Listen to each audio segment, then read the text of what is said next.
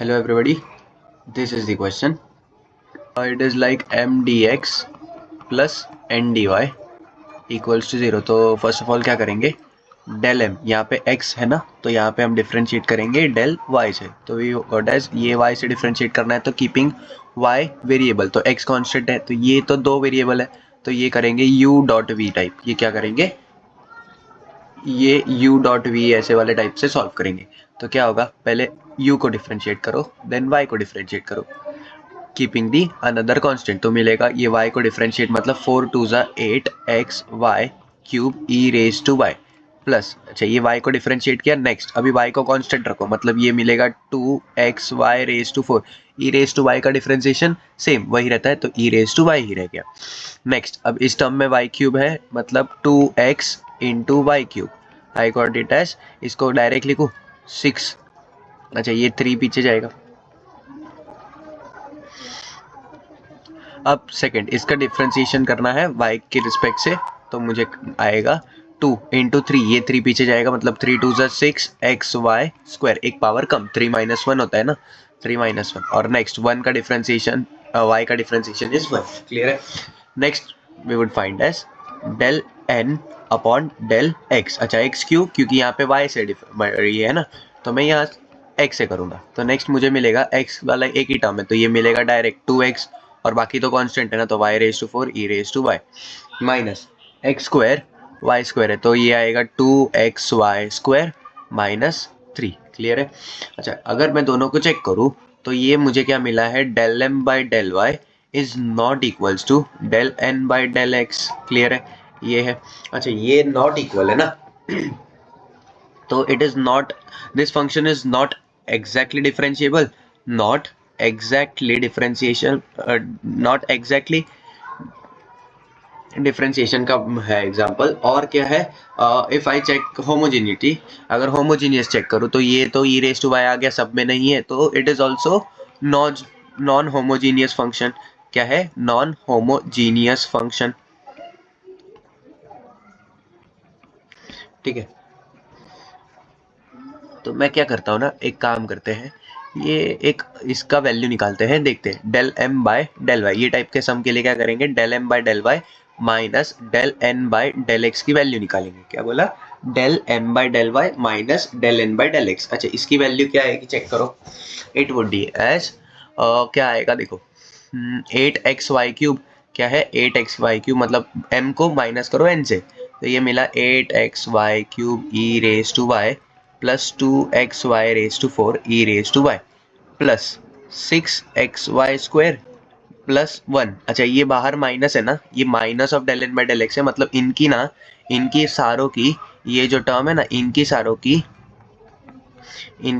की sign change हो जाएगी, फ्लिप हो जाएगी. तो प्लस का माइनस, माइनस का प्लस, तो ये आएगा minus 2xy raise to 4 e raise to y. ये माइनस का प्लस हो जाएगा 2xy स्क्वायर, माइनस का प्लस हो गया तो ये 4 हो गया. क्लियर है. अच्छा तो मैं चेक करूँ तो क्या क्या कैंसिल हो रहा है, देखो ये और ये टर्म सेम है, कैंसिल हो गया.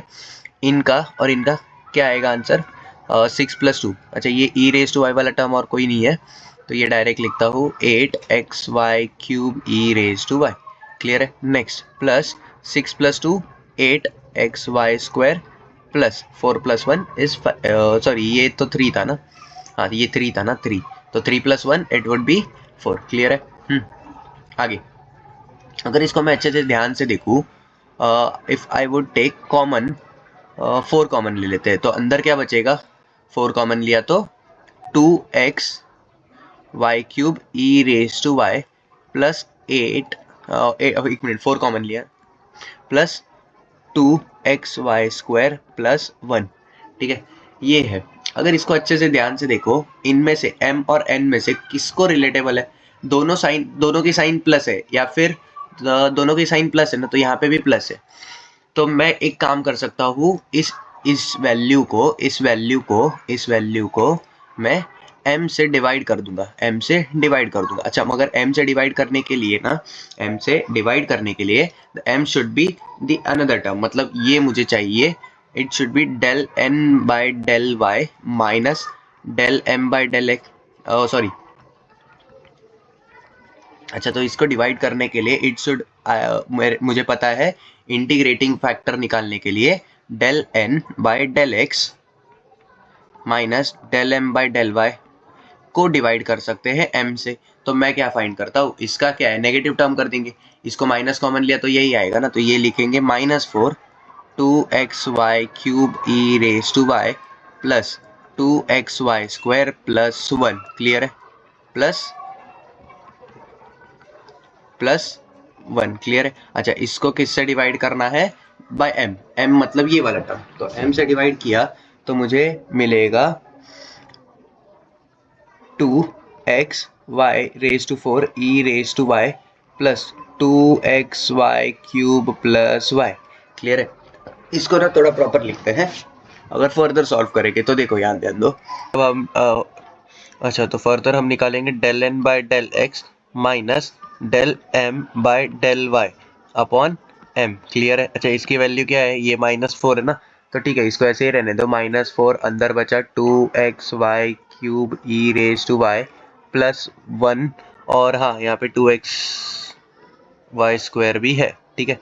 इसको डिवाइड करेंगे, इसमें से क्या कॉमन आ रहा है, देखो ना, चेक करो, ये y कॉमन है ना सब में, तो y अगर मैं अंदर बाहर निकाल दूं कॉमन, तो अंदर क्या बचेगा 2xy cube e raise to y, ठीक है, प्लस 2xy स्क्वायर बचा, ये y क्यूब से एक y गया तो y स्क्वायर, और ये y पूरा ही गया ना, तो इसमें सिर्फ कुछ नहीं मतलब 1, जिसका कोई नहीं उसका 1, ठीक है।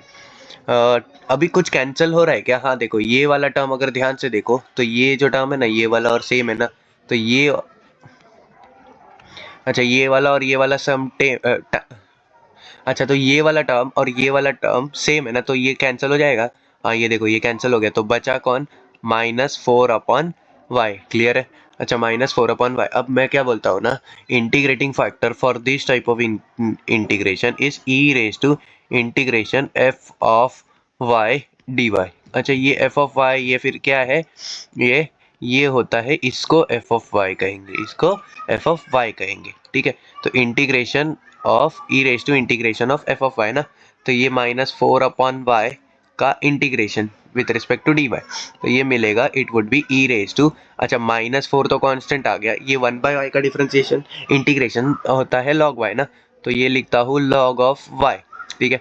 अरे ई है, ये log y to the base e रहता है ना, तो थोड़ा सा समझ के लिखो ना, मतलब ये क्या आएगा, ई रेज टू, ये माइनस इसके सिर के ऊपर जाएगा, रीजन लिखो तो log a, b log a equals to log a raise to b, ये रहता है, क्लियर है। अच्छा, तो ये यूज़ करूँ मैं यहाँ पे, तो ये यूज़ किया तो ये मिलेगा log y रेज टू -4, ठीक है। अच्छा, बेस ई में, अरे ये तो क्या होता है y रेज टू -4 ना, ये कैसे पता चला log of a to the base x equals to a, ये होता है। ये log की कुछ 7 प्रॉपर्टी होती थी ना, जो प्रायर स्टैंडर्ड में पढ़े थे, उनमें से 2 है, ठीक है। तो मुझे इंटीग्रेटिंग फैक्टर ये मिला, अभी इंटीग्रेटिंग फैक्टर का क्या करें, तुम्हारे इनिशियल इक्वेशन में पुट करो और मल्टीप्लाई करो और फर्दर सॉल्व करेंगे, ठीक है।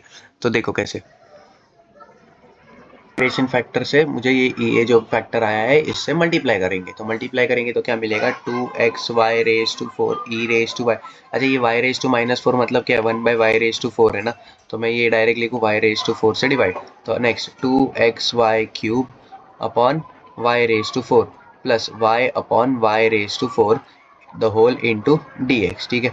अच्छा, आगे क्या है, plus into x square y raise to 4 e raise to y minus, इससे भी divide by y raise to 4। अच्छा, आगे क्या है, x square y square divide by y raise to 4 और -3x by y raise to 4 into d y equals to 0, ठीक है। अच्छा, तो क्या क्या कैंसिल हो रहा है चेक करो, ये y रेज टू 4, ये y रेज टू 4 कैंसिल, ये y क्यूब और y रेज टू 4 में से सिर्फ y बचा। अच्छा, ये y और y रेज टू 4 में से सिर्फ बचा 3 y क्यूब, मतलब डिनोमिनेटर में y क्यूब, ये पूरा कैंसिल हो गया। इसमें क्या है, y स्क्वायर है, मतलब ये वाला टर्म सिर्फ स्क्वायर, ये तो कुछ नहीं कैंसिल हुआ था, ठीक है। अच्छा, अब फर्दर क्या सॉल्व करना है, देखो कि ये अब मुझे क्या मिल गया, m1 dx, m1 क्यों लिखा, क्योंकि ये थोड़ा सा चेंज है ना, इनिशियल इक्वेशन में तो m डैश या फिर m1 कुछ भी डिनोट किया, into n1 dy equals to 0, इसका इंटीग्रेशन चाहिए, क्लियर है। तो अब मैं क्या करूँगा, डायरेक्ट इंटीग्रेशन। इसका फॉर्मूला क्या है, इसका पूरा इंटीग्रेशन एम डी एक्स, ये फॉर्मूला क्या था, M D X plus integration of terms of N not containing X equals to C, ये फॉर्मूला था। तो ये डायरेक्ट लिखो। अच्छा, ये क्या आएगा, integration of 2x e raise to y बच गया, प्लस 2x बाय वाई बच गया, प्लस 1 बाय वाई, ये द होल इनटू यहाँ पे dx, ठीक है। प्लस ये क्या है, नॉट कंटेनिंग x, यहाँ पे देखो अच्छे से ध्यान दो, तो यहाँ पे क्या है, x है, तो ये नहीं चलेगा। यहाँ पे भी x है तो नहीं चलेगा। अरे यहाँ पे भी एक x है तो ये भी नहीं चलेगा। तो क्या आएगा इसमें सेकेंड टर्म में, कुछ नहीं मतलब क्या, integration of 0 into d y equals to C. Clear है। अच्छा, इसको 2x किसका इंटीग्रेशन है, it is integration of x square, ठीक है। प्लस ये y कांस्टेंट है 1/2 2x, again integration of x square, plus ये 1/y तो पूरा कांस्टेंट है, तो इंटू डी एक्स करना पड़ेगा ना, तो कुछ नहीं मतलब उसका x आएगा, बराबर है।